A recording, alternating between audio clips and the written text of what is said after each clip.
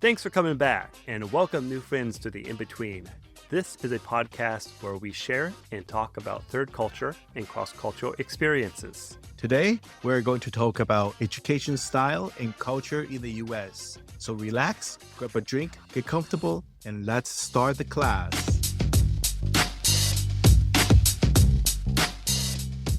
Do you still remember when we went to USA for education?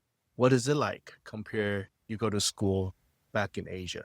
Of course, I remember my days of education back in the US. How could I forget? But it's definitely a different ball game. Yeah. You and I both, you were there for quite some time as well, high school and university, right? And I myself went back and forth a few times and spent, I don't know how many years in total, at least close to 10. So I have a pretty good grasp of what it was at that time. Yeah, so since we talk about the education style and culture in Asia, today we're going to talk about the education style and culture in the USA. So I think in a nutshell, we can say that maybe in America, students in general are encouraged to speak up more, at least way more than Japan. At least in Japan, from my experience, students in Japan were taught to listen. That's right. We can also say along those lines that the US doesn't just have one educational culture, right? It's a big country. There's lots of different cultures within the US itself. A school in Hawaii versus another state like Indiana or New York could feel different depending on the local culture, the status of the income of the area, diversity, the race, or the community and what it values. Definitely. So maybe that's a good place to start. You and I can share a little bit about our experience of going to school in the US. I'll share a little bit about my background. If you've listened to some of the other episodes, you'll know that I lived in Japan since the age of 3. My first educational experience was in Japan, not the US. I first went to an American school for grade 4 when we lived in Hawaii. And that was my first experience in terms of an American educational system. I went to both private and public schools at that time. I actually went to 3 different schools over the span of 3 years, That is a lot. if I'm being honest. After that, we had gone back to Japan, and then the next time I was back in the US was for high school. And similar to John's experience, my English was still not very good, at least in terms of reading and writing.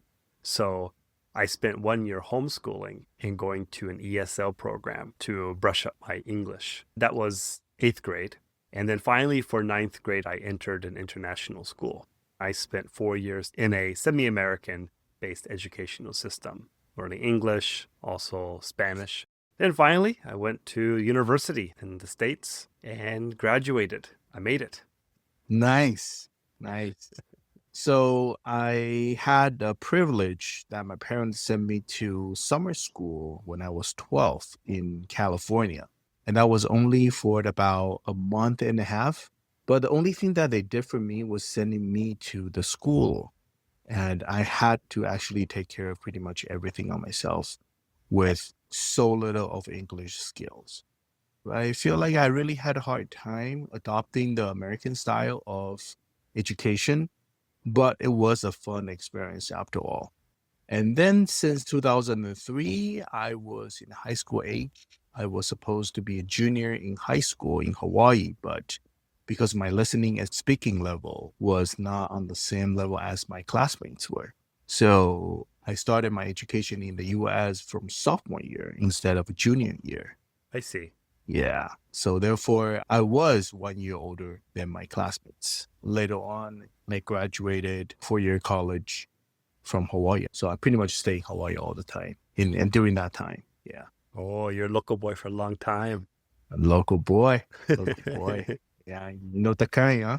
So I have a question for you. What was it like to be a student in different states? Because you were living in Indiana and then later on Hawaii. I mean, the culture is actually quite different, right? So what was it like and how did you adopt it? Yeah, that's a great question, John. Obviously, being a student in Hawaii and Indiana were quite different. Again, the schools also matter, but I actually had a bit of a rough time in Hawaii being a student there. I didn't quite fit in. I didn't fit in until at least the third school I transferred to. I would say there's definitely a little bit more discrimination when I was in Hawaii versus my time in Indiana. And you might think it might be the opposite, whereas Hawaii has a lot more mix of cultures. I know. I think it was because of the schools I was at. The schools I went to were primarily a certain type of demographic, Okay. and Mhm. I didn't fit into any of those. One was very local style, local boys. Another one was a little bit more private and preppy, while the school I went to in Indiana was more for people who didn't really fit in and hence went to an Okay. international school and were from different countries with different backgrounds and who hadn't had grown up in Indiana all their life. And that's me. So when I went there, most people were in a similar boat. Okay. So a lot of my friends Okay. were international, people from Russia, parts of Europe, and a few from Asia. So it was easier to make friends in that kind of situation. So sounds like your time was easier with more international students around instead of more of a local people or more of a less diverse environment. I think because I never really was raised in one place all my life, I tended to get along better with people who were also coming from fractured upbringings. But because I thought having more Asian faces around you can be a lot more easier. Because in my perspective, when I started my education back in Hawaii, everything was pretty new and interesting. But with a little bit of nervousness and not knowing what to do in the beginning was pretty obvious for a lot of foreign students for sure. But the advantage of studying over there in Hawaii are because there are so many Asian faces, regardless what generations of immigrants they are in the family. Like I mentioned, there is no majority population in Hawaii, right? So Sure. you can always see Asian looking people everywhere, unlike many other states in mainland US, in terms of Indiana or maybe more of the eastern coast. You often see Caucasian over there in the community. So that really made me less nervous about being in school in Hawaii, though. Mm. Yeah, that's my perspective. I don't mean to say that all my experience in Hawaii in fourth grade was bad. The third school I went to was still a public school, but I felt like I had adapted a little bit more, or at Hmm. least the composition of students there were a little bit more mixed. So I could find a group that I was a little bit more comfortable with. Hmm. And the teachers were more receptive to people who come from different backgrounds. Right. I still had trouble getting the work done. Even after my regular school, my mom would have me attend after school programs to practice grammar, speaking, reading, and writing. Yeah. I used to do that in my high school too. I'm going to share a story with you later on. I know you went to school in Hawaii and a little bit in California, but do you have any stories about back then? Right now, I just feel like I was lucky to start my education and life in the US from Hawaii because a lot of the living styles and habits are more Asian like. Hmm. Yeah. But with a lot of touches that how Americans should live. It's like a combination of both. Okay. So that made me not put in too much of an effort of giving up my past living style from Taiwan and the habits right away and adopting the life in Hawaii quite easy. I think the transition was actually quite short. So this is what I feel right now of being a student in back in the States. I try to look on the good side instead of looking on the bad side too much. Well, I'm sure you have good memories as well. Maybe we can talk about that. Do you have any kind of memorable incidents or events you remember from back then? So the most memorable incident from education is I think there was a time, a period of time, I think it was one semester or something, that I was taking the language school class, which people call the ESL class, and the English literature class in the same semester. And that was one of the most impactful semester for me ever. Even more difficult than taking classes from the universities. Although they might sound simple to some people, but for a foreign student, it wasn't easy at all. I mean, thinking about that, taking an ESL class, trying to improve your English skill, Meanwhile, reading about Shakespeare. Challenging to say the least. Yeah, I mean, you don't have a really good English base and fundamental about the language, and then you have to read about the old English, right? So it's actually quite challenging. And so I had to break through a lot of bottlenecks in order to improve my English reading and writing skills while learning the language, but also writing the essays about what I've read and what I understand about the stories. And that is crazy. So meanwhile, I also needed to express myself with what I thought and what I felt about the stories in the literature class. Yeah. No offense to the literature enthusiasts out there, but even myself, Shakespeare was challenging. Right. So, I mean, look at that. You already feel challenging reading about Shakespeare, and not to mention a person that I was, reading it while taking a ESL class. Oh man. I could not understand what certain lines means, what certain sentences mean, but I had to try to understand it. And when the teacher asked me about what I feel, what's my thought about the sentence, and I had to express it pretty much right away in the class. So I felt the difficulty at the beginning, not towards the end. Yeah, that was something. How about you, man? What was the most memorable incident for you? Well, there's two I can think of immediately. One is a negative experience, and the other one being a much more positive experience. Okay. So I'll start with the negative one, as this one took place at the first school that I attended when we came to Hawaii. So this was my first attempt at fourth grade. Okay. Of course, I had difficulty with the English and the content, but I thought I was making some friends and getting along. But at the end of my short stay there, which was, I'd say, probably a semester or so, I did not have any friends towards the end. As a matter of fact, I was bullied in the playground. And at one point, they were making fun of my accent, calling me a city boy, and one of them had grabbed a couple of my fingers and were trying to bend them backwards. Oh, no. And I was afraid that they were going to break. So I had to headbutt the guy in front of me to try to break free. Really? Yeah. So anyway, after that, not just that encounter, but some other encounters, I had multiple meetings with the teacher and the boys involved, and even got suspended for showing aggression. So at that point, the teachers were displeased with me. I wasn't getting along with the boys, and we had just decided to transfer. And what that experience taught me was that by being different and not being the same as the other kids, it led to discrimination. And it almost felt like there's nothing I could do about it. And that Mhm. taught me that I need to adjust myself in order to fit in better, or else I would be experiencing something similar again. Okay. And again, at the second school I transferred to, I had similar issues, but more so with the teachers this time. So it wasn't until the third school that I finally found my stride. So that was one experience, as it was very scary because it hurt a lot. My fingers bending back that far. That is crazy, though. I mean, a kid do that to you when you were a kid. I mean, how in the world they could do that, right? It's not just one on one, right? It's a group of kids against one kid. So it True. happens. Yeah. But so I also promised I'd share a positive experience. So this takes place back in Indiana. And while I was attending the international school during the weekdays, I also attended a Japanese high school on Saturdays.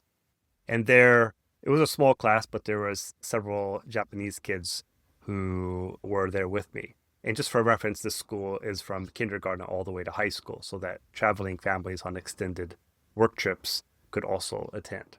Anyway, on Sunday, I had visited one of the classmates' home who I had befriended, and he also had some other Japanese friends over who didn't attend the school that we were at, but he knew nonetheless. And they asked him why there was a Caucasian boy there. And he had said, "What? He's just as Japanese as you and I are." And him sticking up for me recognizing the years I had spent living in Japan, learning Japanese, the cultural nuances, it was very special. It was meaningful that he would say that about me in front of his other Japanese friends, to recognize me as one of their own, even though I didn't look Japanese. And so it was a sensation of really feeling included. And honestly, it felt good to hear those words. That's nice. That's actually something that I did not hear about it from you. Yeah. I mean, I think I heard about the positive memory a few years back there, but I did not know about your finger got bent or something like that. I think I did not know about it. Yeah, but wow, interesting. I'm glad that those times are past. So Yeah, man, from one experience of feeling totally excluded to another one of feeling extremely included. I know. Yeah. And I'm actually surprised that happened in Hawaii instead of Indiana, or it's supposed to be like the other way around in my perspective, because Hawaii is actually more diverse. Right, you would think so, but it just goes to show that sometimes maybe it's not the location, maybe it's the community that you're in. That's right. That's a good point. That is a good point. To have that person who recognize your background as Japan influenced in Indiana is actually quite magnificent. It's actually quite unique as well in Mm. such place. So I think we've shared our experiences. So now maybe we can talk a little bit more about the American education. During your time there, what were some of the things you learned beyond academics? I know a lot of Asian people would think that education in US or maybe in Western world is more of an independence or more open discussed in the classroom. I think it might depends on the school. In my past experience, most of my teachers back in high school really encouraged us to discuss our thoughts with the class, share what we think or what our opinions were. Right. For example, one of the history class that I was taking in my high school year, when the teacher was talking about World War II, and of course there were a lot of ethical stuffs during World War II that had happened. And some of us in the class we were just surprised about what actually had happened during World War II for some incidents and stuff. And of course, we'll make some noise in the Mhm. class, but teacher was okay with our surprise. The teacher was okay that we were surprised about what had happened in World War II, but he took a step forward to explain why they had happened. What was the perspective of what had happened? Because in order to have war, there was always two and more perspectives involved. That's why people fight. So if the same thing happened back in Asia, well, I cannot speak for Japan, but at least for classrooms in Taiwan, that students would just listen and try to memorize the words on the textbook, because that's going to for sure showed up on the paper of the test. Exactly, right. It's going to be a Right. memorization. It's going to be a test about regurgitating what they learned. That's right. And the teachers were surely not going to take a step forward in order to explain what was the background and what was people's thought back in World War II time. So right now, I'm sure that in some of the schools in Asia had opened up a lot more. It's they're totally different from what the school was back then. But I think that actually helps the students or the kids to think about things in a different way. So we talked about some of the more different themes that a student might experience in a American educational system, giving their opinion, being more creative, or just having a stronger sense of independence. But let's say if you had your own child, would you send your kid to receive an education in the US or in Taiwan or somewhere else? To me, I think I would prefer to send my kids to the States, I would say. Hmm. Yeah. Because it's more open-minded and it's more of not only to memorize the knowledge, but actually put on action of trying to make things happen in the classroom. They make modules, think about different ways and perspectives around the certain things that actually help the kids to think a lot more than just in a single way. Because memorizing the material is just a single way of learning, right? If you want to know, if they want to know about something that is more science based, then they make different experiments in order to test if the theory is correct or not. At least that happened to my chemistry class back then. I see. Yeah. So I'm not too sure it's going to be like a private or public school, but it's going to be more rural side because it gives the kids to be a kid instead of Mm. trying to raise them in the city too much. I think especially for a lot of elementary school students in Asia, they study too much at their age. So I kind of want to push my kids to do the opposite. I mean, kids today who I think go to schools in the city, they grow up so fast. So fast, they did not, I don't think they do have a proper childhood as how the kids were in our time or maybe in an even earlier time. I still believe that one of the most valuable things in life is relationships, giving them a childhood where they could, make good, long-lasting friendships, with those other kids, I think is a valuable experience. They may not keep contact with them later in life, but at least that experience of having good, close friends that stage in their life is a good experience, and to teach a person that there are people out there that you can meet and that will care for you. Especially with the technology that involves with everybody's life so much right now. And a lot of kids and students stick with their cell phones so much. Having a real face-to-face interaction with a person is important. Mm. Yeah. How about you?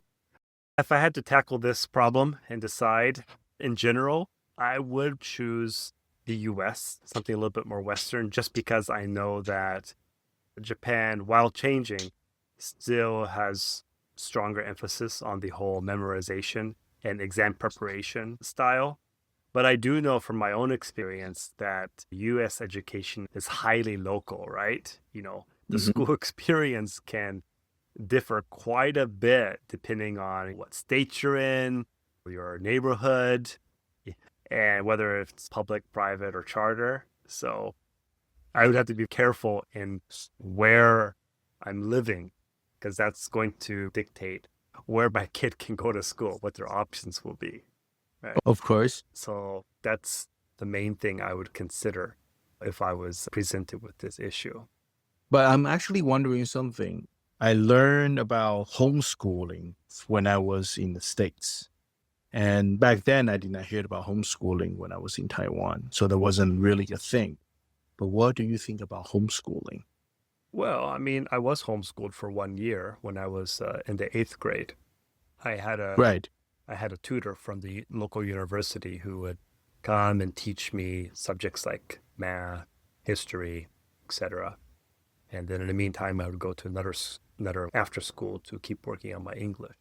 And yeah, it was fine. I mean, I didn't really have chance to meet other kids my age so much, Hmm. but there was still some kids at the after school who were in similar situations as me who needed to work on their English. So it's not like I was lonely or anything.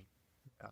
I see. Yeah, I think homeschooling is actually opening another option for parents and the kids to learn what they want to learn, especially something that maybe the schools is not teaching. But I will argue that I think being homeschooled takes a certain type of student and parents who are also on board. Because if you're not careful, it severely lacks structure, and you need to make a routine at home, right? You need to ensure that you treat homeschooling as serious as going to school. If you don't, you will fall behind. Talking about that, I had a thought. Do you think that now today the parents are more depending on the teachers to discipline or educate the kids nowadays? Based on my most recent experience working at a K-12 school, there was a fair amount of discipline being handled by the teachers at the school. That's not to say that the parents aren't doing discipline at home as well, but parents expect the teachers there to also teach the kids life skills. Hmm. But again, that depends where you go to school, right? It's not Yeah. in all places. And because some places don't have those necessary attributes in the curriculum, much of the world might perceive students who go to school in the US as not having gone through enough rigor or discipline. Yeah. The reason why I ask this question though is because nowadays I think a lot of parents, because they are so focusing on making money, the world is getting tough, the financial is getting really tight. So they are really focusing on making money at work or maybe a side jobs. Then they miss out the part to educate or communicate with their kids. And then they leave the responsibility of this education in between the parents and then the kids to the teachers in school. And so if the kids is not behaving at home and they blame the teacher, if they're talking about education in terms of subjects, then maybe. But if you're talking about the behavior, Mhm. then I think that takes two sides, not only the teacher, but also the parents, especially the parents, to communicate and educate their kids at home about discipline, about respect, about how to communicate with people. And the parents now, especially in Taiwan, is ridiculously, I think, off the track about how parents think. I think education overall for the younger kids is a lot more serious time and treatment than how it was back then.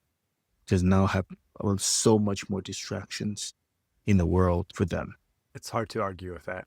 Yeah. So what do you think? How has the United States adopted technology differently from other countries in order to change this approach to education? I've been working in the area of education technology for some years now, and it drastically changed after the COVID pandemic. US schools started to invest heavily in the use of devices and digital learning.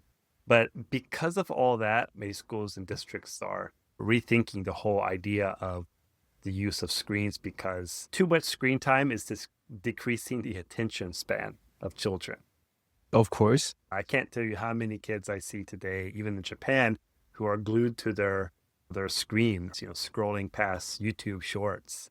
And now that we have an over reliance of technology, I can see a lot of schools trying to scale back. Even the K-12 school I was working at until recently, there was initiatives to try to reduce the use of computers and screen times during class and to add more reading time so students could have time reading a chapter from a book that they picked up from the library, which I think is a great use of time. And not only the international schools here, but I see other local schools also adopting reading time as an actual subject within the day's curriculum. And besides that, there's the whole AI thing and how do we leverage AI in the classroom?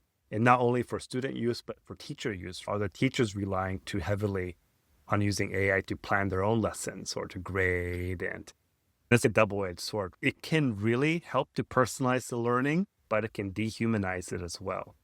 And I've heard that a lot of students actually write their reports or their essays, just copy straight from AI. Oh, totally. And that completely starts to transform that person's ability to critically think and to judge about what they're writing about because they're not the one writing it. Because you just copy and paste. Yeah, exactly. They might skim it at least before they submit that work, but if they were asked to stand in front of their teacher and talk about what they submitted, can they? I think not. I doubt it.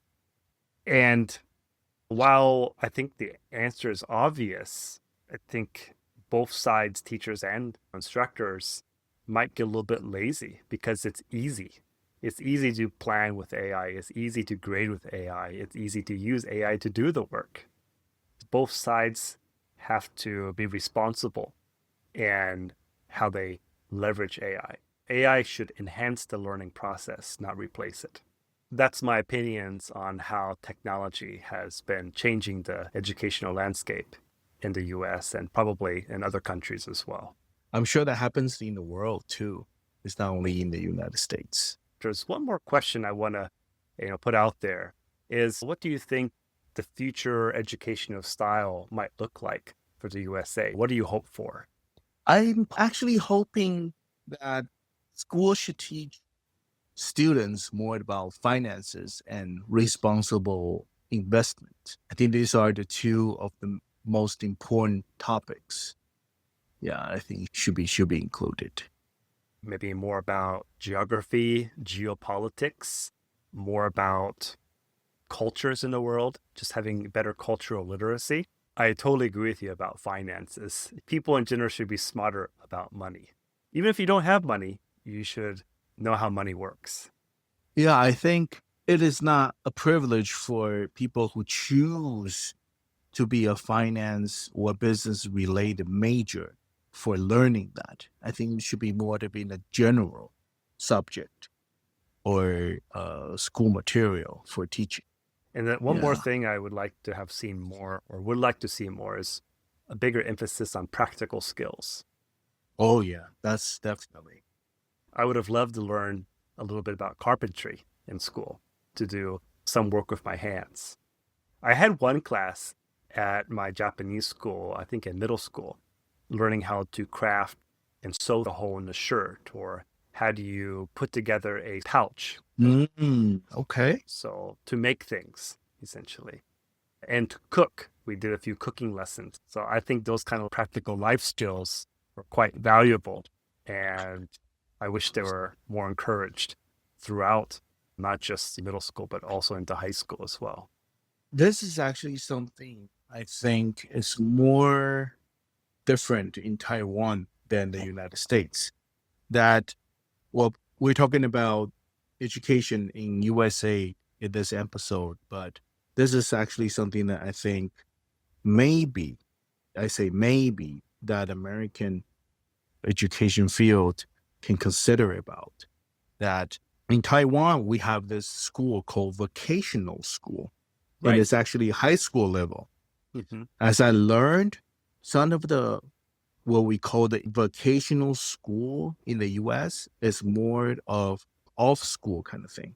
They can learn the skill, the practical skill at school, and then later on, they can go to what we call the technology university. And now I think parents and people are more recognizing how important for a person to actually have a proper skill on something instead of being a regular student. So what I would say is if back in the States, they will have a vocational high school or maybe like a technology university or something like that, they should open some. I think they just should open some for people to actually know what they should do ahead before they go into universities or maybe right after junior high school or something like that. I guess we're starting to talk about what the purpose of education is supposed to be, right? What's the question here, right? Is it to create successful individuals in a focused area of society? Is it Hmm. supposed to create responsible citizens? Are we supposed to create people who are globally aware of what's happening around them? Or is it Yes, just to produce citizens who have a general knowledge of math, history, language? right. What is the purpose of education? So that I don't think we can answer here in this podcast No, today. I do. Right. So I think all of the students should think about is success should be defined by individuals instead of others. People should be able to define their own success, and fortune is not definitely one of the skills to define a person's success. Yeah, if they want to be a person that really good at hair cutting and that they know and they learn how to cut hair, then they should be success. They succeeded in that way, even though they probably not making a lot of money at the beginning, but at least they succeeded to learn the skill. Like you said, what is the definition of education? People should know that success cannot be defined by other people. It should be defined by oneself. Yeah. That's what I think. I'm with you on that. Yeah. I just have my last question. So, what part of the U.S. education are you grateful for since you've been to Hawaii and Indiana? Which side that you're more appreciate? The most grateful skill I've learned in the American educational system is learning to be a more critical thinker. To not just to memorize what I've learned from textbooks, but to actually think about it and learn how it applies to the world. That's true. And also growing up in Japan, I was generally probably a little bit more quiet, shy, didn't really show too much emotion. But because of my years in the US, I think I was able to come out of my shell a little bit more and to not be too afraid to share my thoughts. And that's what I'm grateful for. Yeah, I'm actually with you on the outspoken part because I think the teachers actually encouraged us to have an open discussion in the class that actually helps me to express myself and actually asking question about what I didn't understand. That actually helps me a lot to have a better understanding of what other people think and what different opinions and perspectives are instead of just my opinion. Yeah. Even though I still have a hard time of communicating with Taiwanese people in terms of they might not be optimistic about discussion because maybe back then the education in the country was more conservative and not encouraging people to ask questions about what teacher is teaching, So, but for me, I think outspoken skill is actually one of the most important skill that I'm grateful for. Yeah. Yeah, for sure, Yeah. man. That's it for today. Thanks for listening to this episode, and we'll see you next time. Shoot.